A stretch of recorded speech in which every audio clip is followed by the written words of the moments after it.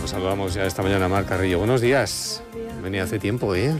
Sí, delante del verano. Las tertulias de esta casa. Juanjo García Esquivano, buenos días. Hola, muy buenos días. Y Rafael González Tobar, buenos días. Buenos días. Saludamos a ellos. Bueno, parece que todo lo que dejó la comisión de investigación del Senado ayer del caso Koldo con Pedro Sánchez fueron las gafas del presidente, ¿no? Bueno, fundamentalmente ha sido más noticia probablemente que el propio contenido de la comisión, probablemente porque la comisión tampoco tenía mucho sentido y era una comisión muy forzada para algo que no era realmente el objeto de la comisión. La comisión supone que era una investigación y aquello parecía otra cosa, ¿no? Por lo que yo pude escuchar, que no la vi entera, pero por lo que pude escuchar aquello, efectivamente, yo coincido con el presidente, parecía más un circo. Sí, la verdad que de la comisión se pueden traer pocas conclusiones y si se puede sacar alguna, es sin duda alguna negativa. Para mí fue un espectáculo bochornoso, de falta de educación, de no dejar hablar, de atropellar. O sea, este senador Miranda, no sé, pero se cubrió de gloria, yo creo. Y bueno, el objetivo desde luego no lo cumplieron, que creían que podía ser una cosa sustanciosa, ¿no? Mar. Bueno, pues al final en la comisión se habló de todo menos de para lo que era la comisión, y lo que tú has dicho de la mala educación últimamente es que todo es mala educación, porque todos los debates en el Congreso son igual, insultos, gritos y al final nada. Y bueno, es curioso lo de las gafas, o sea, la importancia que tiene unas gafas para entrevistar al óptico que le vendió las gafas. Sí. Porque efectivamente la comisión no dio de sí, por tanto pues, se queda en la anécdota de las gafas y no hubo nada más. La comisión al final no aportó nada nuevo, absolutamente nada nuevo. Entonces, en ese sentido, pues la comisión desde luego fracasó en lo que debe ser una comisión de investigación, que tiene que ser para investigar, y eso no se cumplió. Ni yo creo que es demasiado frecuente estos espectáculos de mala educación, de zafiedad, de mal gusto, ¿no? Y aparte ayer, pues, el senador Miranda del Partido Popular lo que hizo fue hacer esa técnica de acosar a 100 preguntas sin dejar ni tiempo para responder. O sea, la respuesta se las daba él mismo. Él se daba la respuesta, que era gracioso, claro. y desde luego, o sea, no dejaba responder o por lo menos argumentar al compareciente, con lo cual yo creo que nada, una oportunidad pues, perdida para... El problema es la mala imagen que estamos dando a las generaciones de lo que consiste un debate. O sea, es solo bronca, lo que tú dices, no dejar hablar los unos a los otros, que al final no te enteras ni de las preguntas ni de las respuestas, si es que las hay o no las hay. Pero es la mala imagen que estamos dando no ya fuera, digo a las generaciones de atrás. Este tipo de espectáculos contribuyen al desprestigio de la política, y después nos extrañamos de que aparezca como problema en las encuestas la política y los políticos, y la verdad es que los ciudadanos pues cada vez más muestran desafecto con ese tipo de hacer política. Yo creo que hay que empezar a hacer política de verdad para solucionar los problemas de los ciudadanos, y los ciudadanos lo que perciben muchas veces es que no se está buscando la solución de sus problemas, sino simplemente el espectáculo. Ahora vamos a analizar algunas de esas políticas de verdad, en concreto a tenor de lo que se va a ver dentro de unos minutos en la Asamblea Regional. Bueno, la anécdota por completarla es que unas gafas de 230 euros tampoco es que sean tan caras, porque yo no sé las gafas que lleváis vosotros, Juanjo y Rafa, ¿no?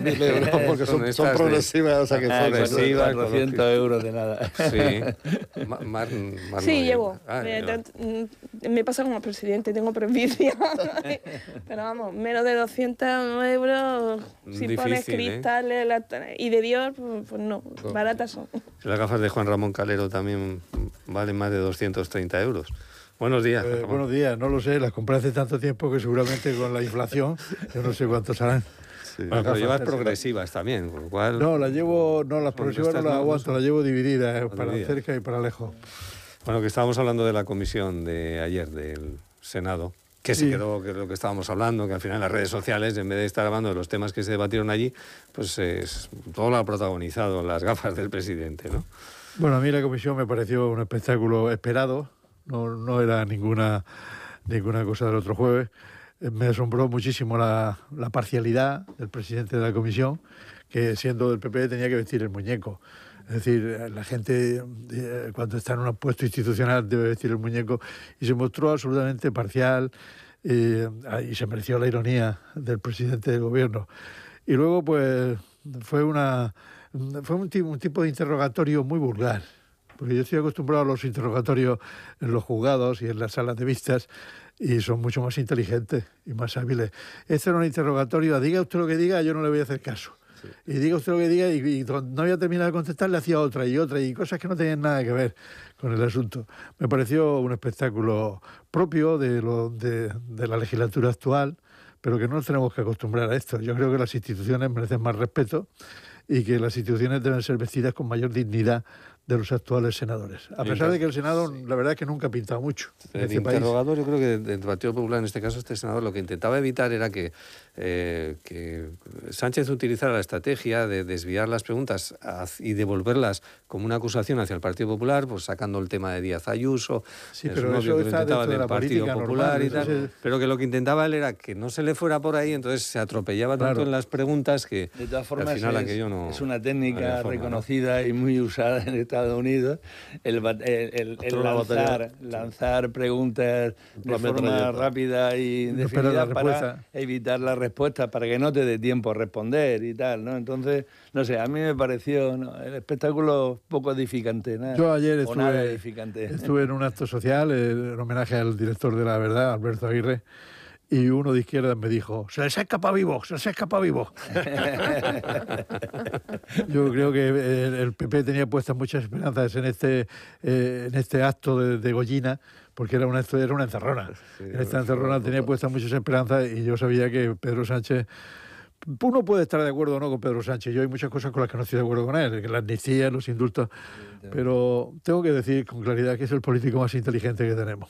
Yo esta mañana lo que decía a los oyentes, además, que la estrategia yo creo que falló, porque al plantear tantas cosas tan diferentes sobre todas las cuestiones, quizás si se hubiera focalizado y preparado mucho mejor, una de las cuestiones que siguen sin resolver y sin responder por parte del presidente del gobierno es que por qué en julio del año 2021 decide cargarse, la expresión ya que estamos en tertulia, a Ábalos como secretario general del PSOE y como ministro de Fomento, en una remodelación del gobierno que parece que está justificada precisamente por cargarse al secretario general del partido.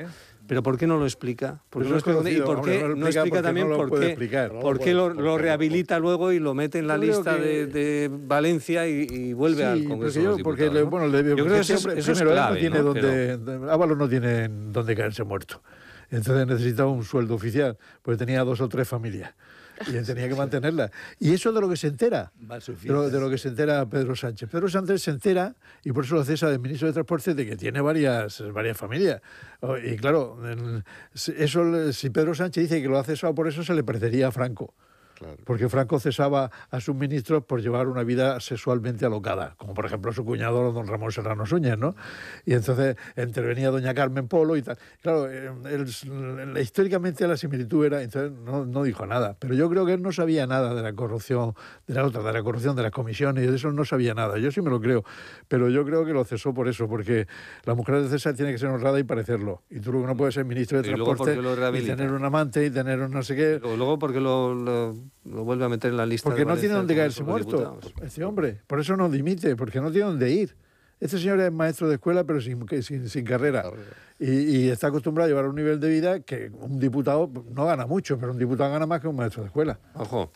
Sí, yo creo que tiene que ver con lo que dice Juan Ramón, y además es muy difícil también explicar a veces por qué se cesa o por qué se nombra a alguien, porque uno tiene determinada idea en su cabeza, pero a veces no puede expresar tampoco cuando uno cesa a alguien exactamente cuáles son las ideas que le rondan o por qué exactamente ha cesado a alguien. Yo he tenido que cesar a veces a alguna persona porque he estado en el gobierno de la región, y cuando he cesado a esa persona, explicarlo es complicado. A veces son que se rompen los lazos de confianza, a veces que son determinadas cosas que tampoco las puedes decir claramente a nivel público. Entonces, bueno, pues dices lo ceso porque efectivamente pues no... Don Camilo Alonso Vega, cuando nombraba gobernadores civiles en la época de Franco, Camilo Alonso Vega era uno de los ministros más duros del franquismo, le decía, sé casto, y si no puede ser casto, sé cauto.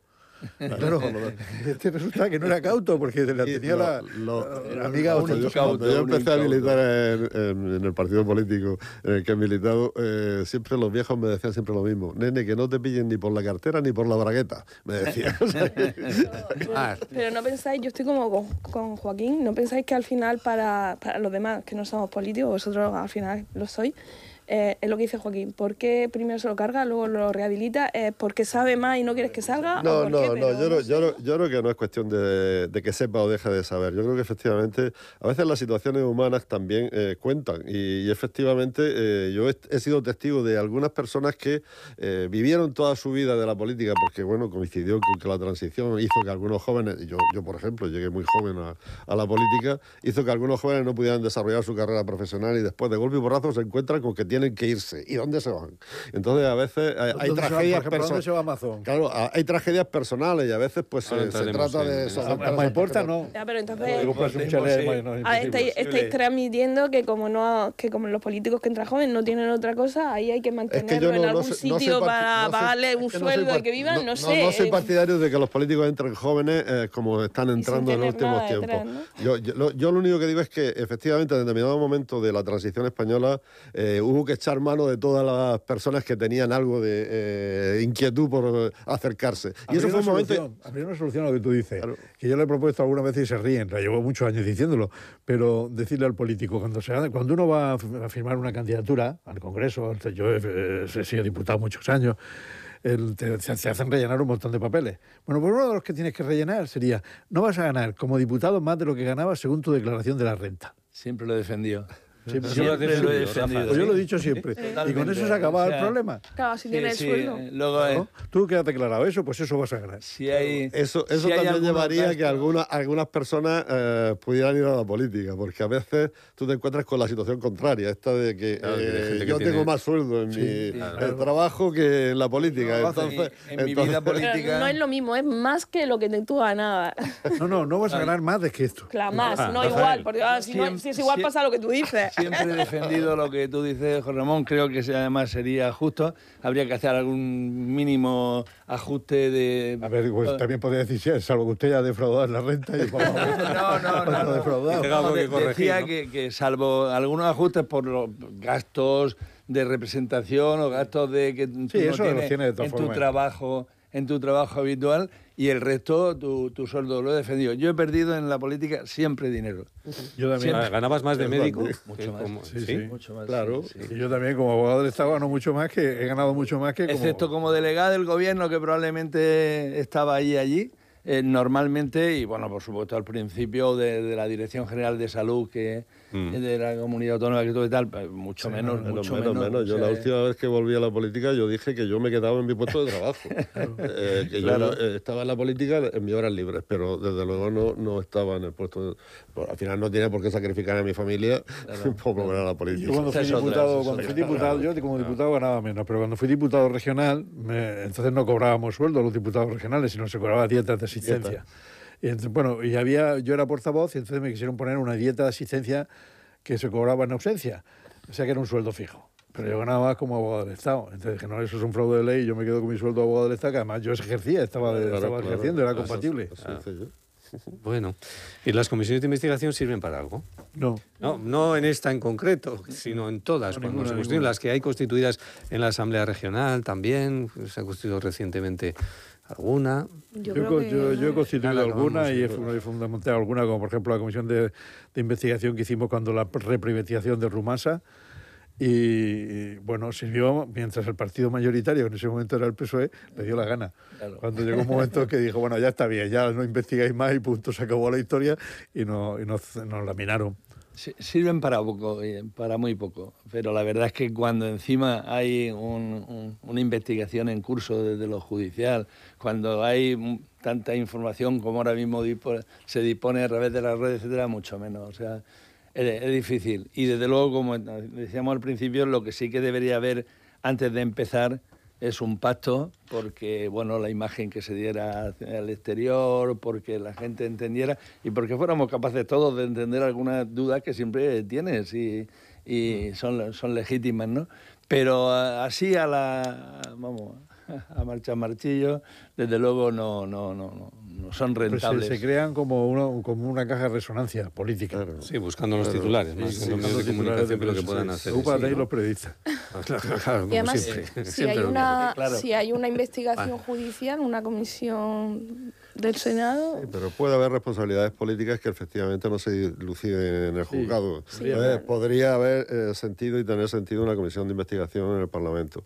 Lo que ocurre es que yo creo que en los tiempos que corren con todas las cámaras enfocando en determinados momentos a los personajes que comparecen en las comisiones, al final está todo mediatizado y no se dice realmente nada más que aquello que se quiere decir de cara a la galería. Entonces yo creo que a veces, probablemente si hiciéramos comisiones secretas... Sí, hay una comisión que es la Comisión del Estatuto del Diputado. Sí. Esa es secreta, la reunión. Claro. Pero cuando tratan de analizar si la conducta de un diputado merece que se le conceda o no el permiso para que la investigue. Esas son secretas. Claro, yo creo que secreta en lo que es el discurrir de la comisión y después, lógicamente, públicos todas las conclusiones, pero el hecho de que tengas la cámara adelante, al final te induce a que tú digas determinadas cosas en función de lo que quieras. Además, en un titulares que quieras que quede, ¿no? Además, en un tiempo donde la búsqueda del titular es el objetivo, ¿no? O sea, no el esclarecimiento de nada, sino buscar un buen titular. Yo asistí en alguna comisión y estuve en alguna comisión en la Asamblea Regional en algún momento que creo que fue útil. Hubo un momento, por ejemplo, la de las cajas rural y las cooperativas de aquí en la región. Yo creo que fue útil y dio algunas claves que sirvieron después para encauzar. O sea, pero bueno, ya digo, hace mucho tiempo. Estudio, sí. Hace mucho tiempo. Y un estudio que creábamos, por ejemplo, yo creo que en la legislatura en que yo estuve en la Asamblea Regional se creó una comisión de estudio para el agua. Y se hizo un plan del agua, ¿no? Y que quedó muy bien. Se escuchó a toda la sociedad, a los sindicatos de regantes, a los agricultores y tal, y quedó muy bien. Aquel plan de regantes que lo hizo mi querido y llorado amigo Vicente Boceta. Vicente Boceta era el diputado nuestro. Lo conocí, ¿no? Que era un gran tipo. Yo también, somos ya mayores. Pues ese y salió un plan del agua que ahora se vuelve a repetir de vez en cuando. O sea, compaginar el trasvase con la desalación, etcétera, ¿no? Sí, ahí la comisión, yo he sido en 2 legislaturas, diputado regional, y en mi tiempo hicimos sobre todo una investigación sobre la desalinizadora de Escombreras, que yo creo que fue muy, o sea, aportó al debate y aportó datos también. Eso está judicializado también, ¿no? Sí, también se pasó. También se pasó, pero parte del proceso judicial vino de las conclusiones de la comisión. Y bueno, alguna comisión más, pero difícil. Que por cierto, hablando de eso ya, el caso Novo Cartago se ha quedado en nada.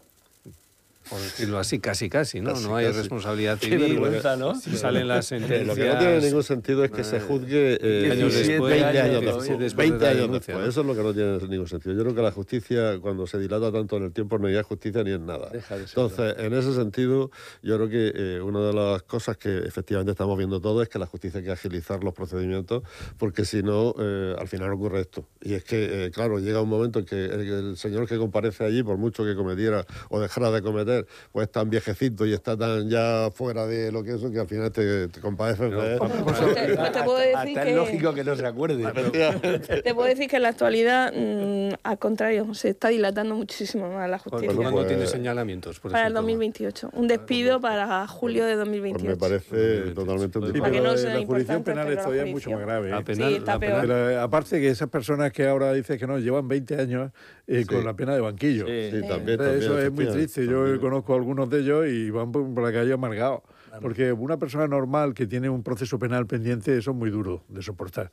Lo digo que los juristas sabemos perfectamente dónde está la causa del retraso y es la ley de enjuiciamiento criminal. Ya, pero también en parte sois culpables vosotros los abogados. No. Bueno, pasamos poco a hablar porque usan... A veces utilizáis como estrategia la dilatación. Pero porque la ley de enjuiciamiento criminal lo permite. Porque una ley de enjuiciamiento criminal no puede permitir que se recurran en resoluciones que llamadas en términos jurídicos interlocutorias, es decir, resoluciones que son puramente formales, se recurren y paralizan todo el proceso. Y cuando en otras jurisdicciones eso ya no ocurre. Tú en la vía contenciosa administrativa recurre una cosa y el acto administrativo sigue ejecutándose. Y en la vía social también. En la vía social lo que pasa es que tenéis demasiada acumulación, porque están los sindicatos muy calientes. Tenemos demasiada acumulación. Sí, pero yo creo que el problema de la jurisdicción social es que como no hay costas, porque no la hay, pues se reclama ya por todo. Todo ahora es vulneración de derechos fundamentales, que esa es otra. Y luego pues yo he tenido juicios por 50 euros. Pues paralizar, poner un juicio por 50 euros, no sé. A lo mejor si ponemos sanciones por temeridad que no ponen o hubiera costas, pues yo creo que sería mucho más ágil. De todas maneras, aparte de que los abogados lo dilatamos, también cada vez que aprueban una nueva modificación de ley, cualquier ley, es dilatarlo más. Ahora en enero entra lo de las nuevas jurisdicciones, es complicado. Entra en enero un nuevo sistema y lo que eran antes secretarios judiciales no saben ni cómo va a funcionar ni nada. Entonces, nosotros somos culpables por lo que tú dices. Muchas veces pues empezamos a poner recursos, incluso la jurisdicción social, que es mucho más ágil, o era mucho más ágil, empezamos a poner recursos porque nos interesa dilatarlo, efectivamente. Pero también internamente el procedimiento y las normas que son lentos ya de por sí, ¿no? Sí. Entonces, cuestiones. Que la nueva ley consiga. Sí, pero parece ser que la ley ley procesal, que llevamos 30 años esperándola. Esa llevamos 30 años pidiéndola. Y ahora que está ya aprobada por el proyecto de ley, por el Consejo de Ministros, ahora dice la gente que no la quiere apoyar. Pero bueno. Al igual no la apoyan, sí. Sí, pero por fortuna. Es verdad. Yo creo que no va a salir adelante. Pues es una pena, pues se necesita. En la tramitación parlamentaria. En esta legislatura, Juanjo, no. No. Ya hay un cambio revolucionario. Esperemos que en la siguiente sea posible. Yo os iba a plantear también, bueno, vamos a acudir a la Asamblea Regional. Hoy hay un decreto ley que el Gobierno de Vivienda Asequible quiere llevar adelante. El Gobierno de Fernando López Miras se encuentra con la oposición frontal de Vox y, en principio, el Partido Socialista pone algunas condiciones. ¿Pensáis que puede haber un acuerdo, un entendimiento entre el Partido Popular y el Partido Socialista, puesto que Vox ha cerrado definitivamente la puerta a un acuerdo? Debería haberlo.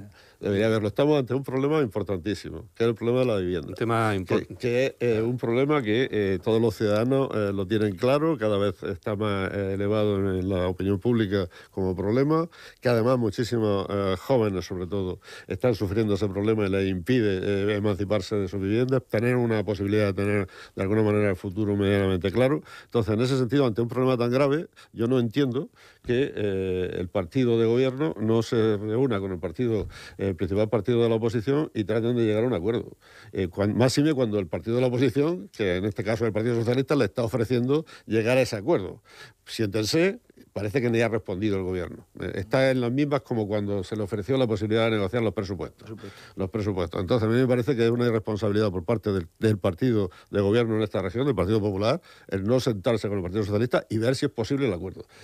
Parece que aquí las demandas que está haciendo el Partido Socialista no son grandes demandas. Está simplemente diciendo que, una parte se dedique a vivienda de alquiler, que me parece que es una cosa totalmente asumible y lógica, que el suelo público no se le regale sin más a los constructores, que quede como suelo público. O sea, me parece que son cosas totalmente asumibles desde todas las perspectivas que se quieran mirar. Entonces, en ese sentido, me parece que el partido de gobierno debería de hacer un esfuerzo en estos momentos de acercarse al Partido Socialista. Y yo, que he sido portavoz del Grupo Parlamentario Socialista, me he reunido muchas veces con el portavoz del Partido Popular en la Asamblea, antes de llegar a la Asamblea, en la venta del puerto de la cadena. Quedabais allí en la venta del puerto para negociar. Allí me he reunido muchas veces para llegar a acuerdos. Se han resuelto muchas cosas. Y yo tenía, en aquel momento, yo representaba un partido que tenía mayoría absoluta, igual que... Y ahora no tiene, el Partido Popular no tiene, iba a decir igual, que no, pero no tiene mayoría absoluta. Y yo, sin embargo, intentaba llegar a acuerdos con el señor Cerda, que era portavoz en aquel momento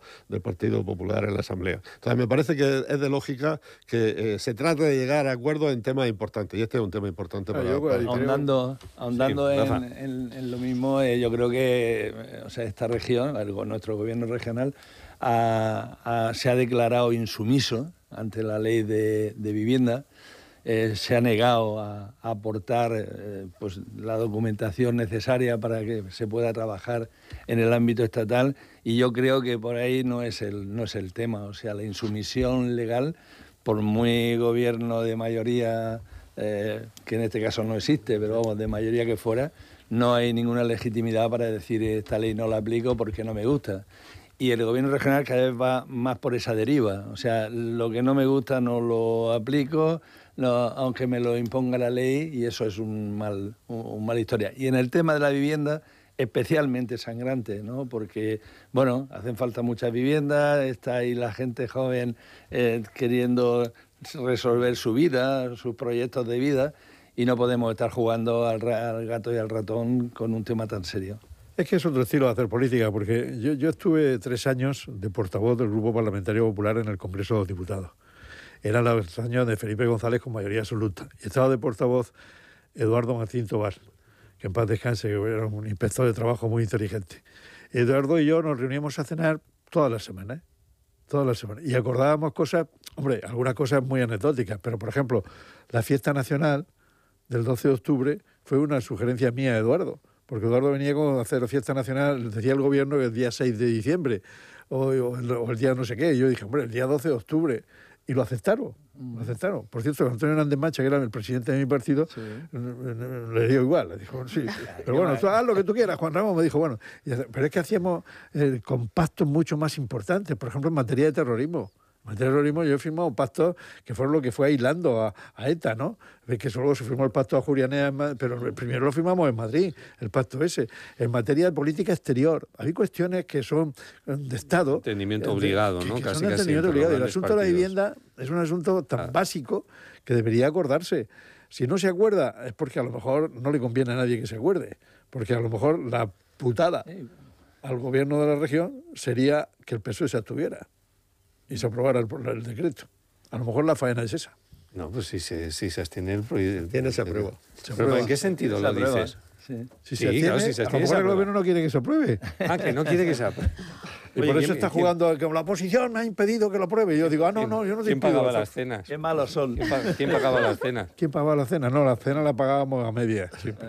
Yo no lo invitaba a él ni me invitaba a mí. Es un buen método, es un buen método. A escote se llama. A ver, bueno, como soy la única que no soy política en la mesa hoy, que lo que da la sensación es eso, que con independencia del tema, que es muy importante y que afecta a los ciudadanos, pues lo que se transmite desde fuera ahora, no cuando estabais vosotros, es que al final va cada uno al interés partidista de lo que le conviene, sin tener en cuenta si eso es bueno para los ciudadanos no lo es, porque lo primero sería que es conveniente intentar ponerse de acuerdo, por lo menos habrá alguna línea general en la que se puedan poner de acuerdo, con independencia de que matices, de que puntos, de que comas, pero líneas generales sí, y la sensación de ahora es que en nada se pone de acuerdo nadie, gobierne quien gobierne y esté en la oposición quien está. Entonces, desde fuera, ¿qué es? Cada uno defiende sus ideas para o permanecer en el gobierno o lo que tú dices, que no me hagan la putada porque votan o no me votan.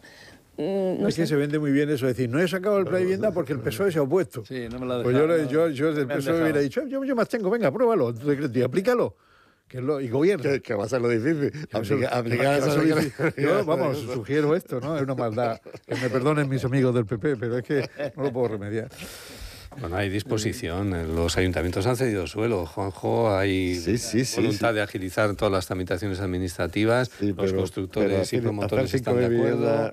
5.000 viviendas es complicado. O sea que... Hay una labor de gobierno interesante.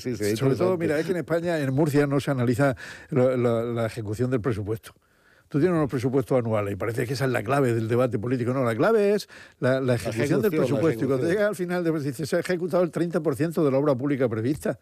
Y eso es un defecto de gestión, un problema de gestión. Y ahí es donde está la clave política. Sí, claro, que ejecuten el decreto. Que ejecuten las 5.000 viviendas cada año. Venga, que lo hagan. A ver cómo lo hacen. Entonces, que da la sensación que el gobierno regional, bueno, pues por las declaraciones que han hecho aquí, además en la Plaza Pública Noticias, tanto el portavoz del Grupo Parlamentario Popular como hemos escuchado también al portavoz, parece como que van a preparar los presupuestos del 2026, pero con el convencimiento de que no se van a aprobar. Pues eso, y esto es lo mismo. El decreto, por eso no se quieren reunir para hablar del decreto de la vivienda. Pues no se quieren reunir porque no quieren que se apruebe. Y entonces yo del PSOE lo que haría sería abstenerme. Bueno. Y sale. Ya veremos a ver. La verdad que... que va a ser que no, dice Rafael. No va a ser muy difícil. Es muy difícil cuando le pones... Con los presupuestos fue la gran oportunidad. O sea, que se dijo, te lo apoyamos, no hay ningún problema. O sea, no hay ninguna contraprestación que pidamos, etcétera. No nos interesa. O sea...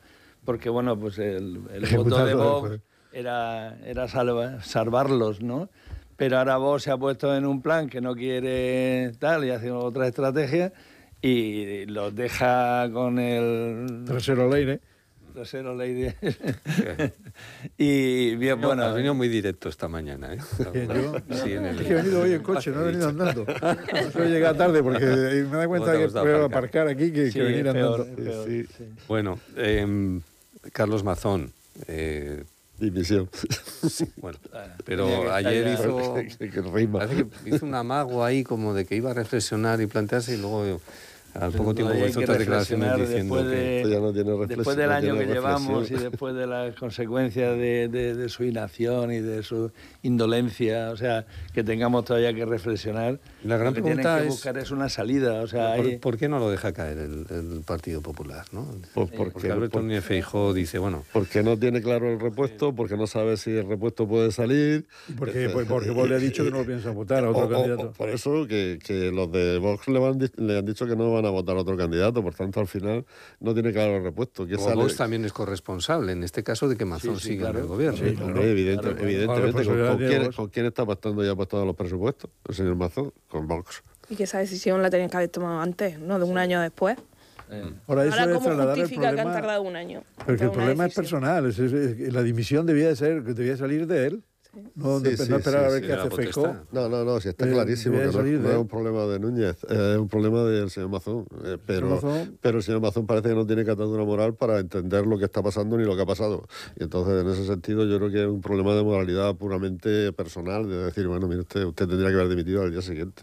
No tiene catadura moral es para ver y analizar el daño que le está haciendo a Valencia, el daño que le está haciendo a la credibilidad de la democracia. En general de la política, sí. Y la política en general, y luego pues esa familia de esos 229 víctimas que bueno, no se merecen el desprecio y lo que significa... Hombre, yo entiendo que como presidente de la comunidad autónoma tenía que ir al acto de...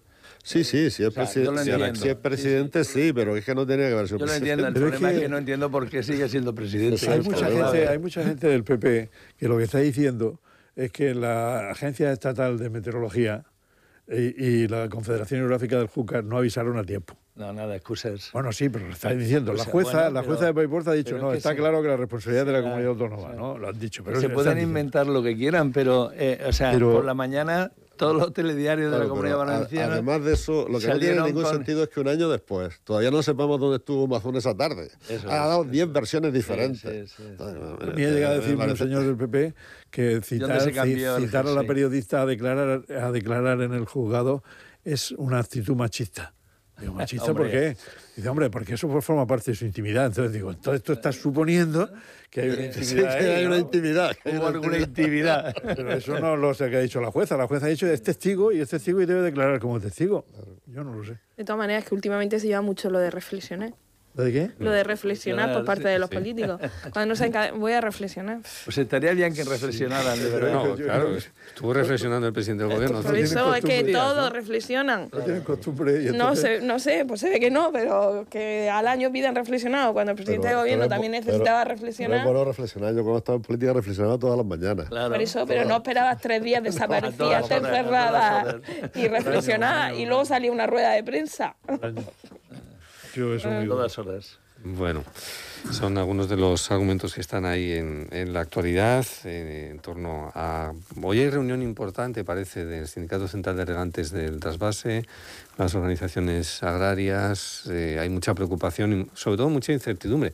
Preocupación por la incertidumbre de que no se sabe qué va a hacer el Ministerio de Transición Ecológica.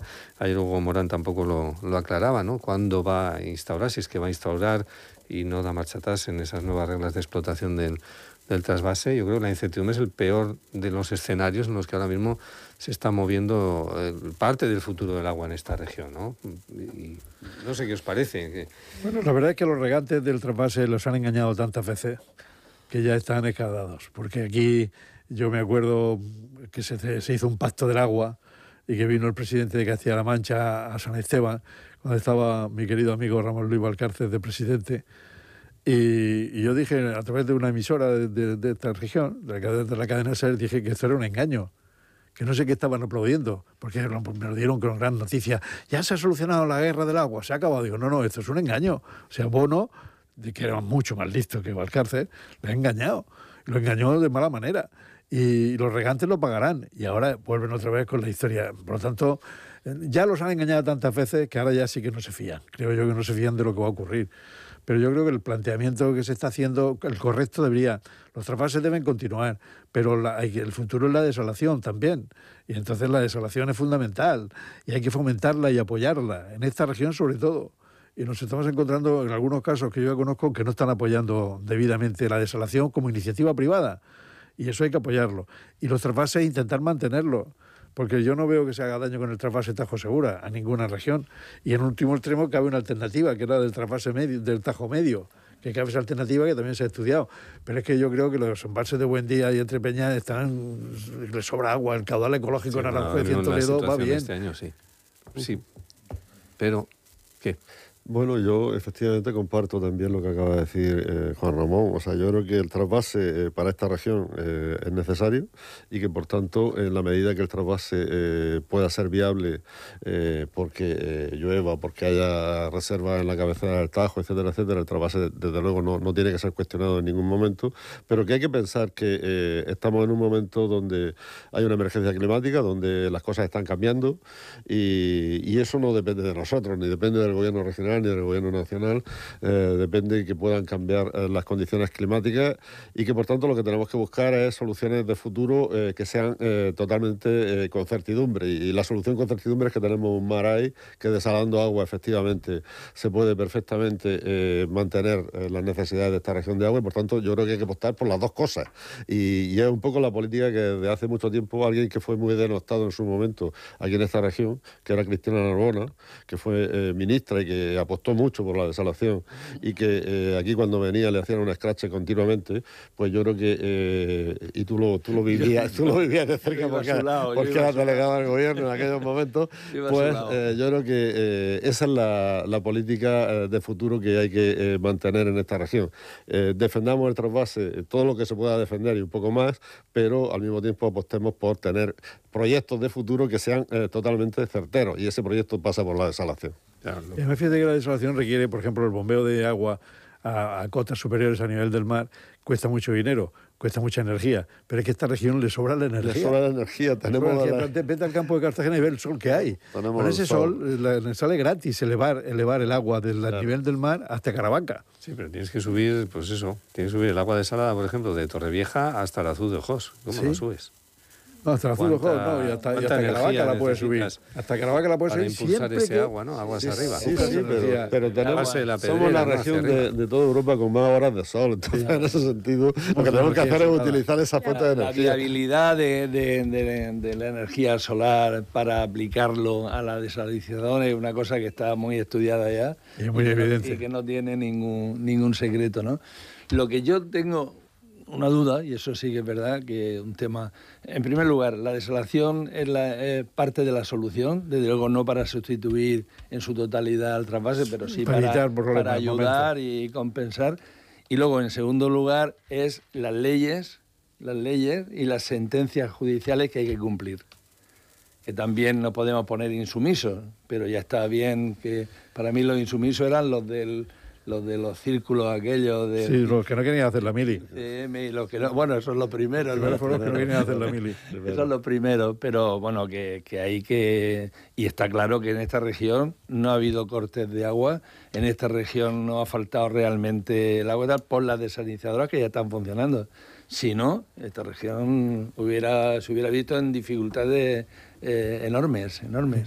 Pero al final, los regantes que quieren, lo que sea, soluciones, trasvase y tal, pero certidumbre, decir, qué tengo y qué no para poder planificarme. Pero si no, así es... Eso es muy sencillo, la objetivación de las decisiones de trasvase. Sí. De las decisiones de trasvase tienen que estar objetivadas, no pueden depender de la presión de Castilla-La Mancha ni de Madrid. Entonces, si tú tienes 400 hectómetros en la cabecera del Tajo, que es lo que pedíamos nosotros en ese momento, tú ya tienes necesariamente que poder traspasar agua a través del canal. del canal del trasvase. Ahora, lo que no puede ser es que depende de no sé qué, depende de lo que diga, depende de las presiones políticas, y eso es lo que tienen miedo los agricultores, la incertidumbre. Es que no saben con qué contar, claro. Depende de quién haya, de la situación o de lo que sea. Claro. Estaría bien que se pudiera clarificar. Sí, claro que lo pagan. Estaría muy bien que se pudiera clarificar, yo creo que una necesidad, y nos daría a todos mucha tranquilidad y a los agricultores más, pero también estaría muy bien que todos pues aportaran la solución posible, y desde luego yo creo que la desalación no es una mala solución. Cuando se ha demonizado el agua desmayada, el no sé qué, toda la historia esta que se ha hecho, y ahí está produciendo, y la podemos producir, podemos poner fábricas de agua en nuestro litoral, que si abajo, cuando tenemos esa avalancha turística que tenemos en los veranos y tal, la utilizamos, no tenemos por qué subirla más arriba. O sea, que es cuestión de técnicamente eso, arreglarlo, y yo creo que técnicamente tiene soluciones. Tiene solución. Pero en el tiempo, ese es el problema también que se plantean los regantes, ¿no? Que si coinciden, hay una falta de cronicidad entre lo que va a ser unos recortes del trasvase con el tener los suficientes recursos alternativos, en este caso de la desalación, como para cubrir lo que no va a venir del... Los regantes del trasvase tienen un tejado inicial, porque el problema son las hectáreas. Claro. El problema es que hay más hectáreas de regadío que las que te permite la ley, porque hubo 2 leyes de aprovechamiento conjunto Tajo Segura y se fijaba un número de hectáreas, y ese se lo han saltado a la torera. Y hay muchas más hectáreas. Vete al campo de Alicante, y en Alicante las hectáreas salen de secano, y todo eso es agua de trasvase. Yo he visto una finca que en un jurado de expropiación del que yo formaba parte la valoraban como de regadío y era de secano. Dice, ¿pero qué es si es de secano? Sí, pero por allí pasa el canal del trasvase. Sí, pero usted no tiene derecho a ese agua. Dice, pero yo meto la chupona. Claro. Y eso le valoriza la finca. La motobomba y ya está. Mar, Juanjo, Rafa y Juan Ramón, gracias por compartir tertulia esta mañana. 9:30 de la mañana. Vamos con las últimas.